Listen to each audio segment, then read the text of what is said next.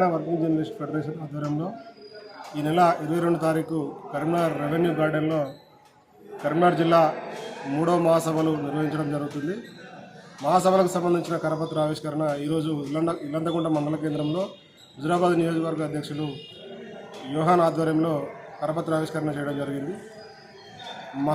ఈ నెల 22లో జరిగే మహాసభని నియోజకవర్గ వ్యాప్తంగా ఉన్న జర్నలిస్టులు పెద్ద సంఖ్యలో పాల్గొని ఈ మహాసభను విజయవంతం చేసి జర్నలిస్టుల హక్కుల కోసం నిర్వహిస్తున్న సభని విజయవంతం చేయాలని హుజురాబాద్ నియోజకవర్గ వ్యాప్తంగా ఉన్న జర్నలిస్టులకి తెలియజేస్తున్నాం. అదేవిధంగా రాష్ట్ర వ్యాప్తంగా జర్నలిస్టులకు రావాల్సిన నివేశన స్థలాలైనా అక్రిడేషన్లైనా హెల్త్ కార్డులని ఈ రాష్ట్ర ప్రభుత్వం వెంటనే మంజూరు చేయాలి. అదేవిధంగా హెల్త్ కార్డులు పనిచేసే విధంగా రాష్ట్ర ప్రభుత్వం చర్యలు తీసుకోవాలని ఈ సందర్భంగా కోరుతున్నాం.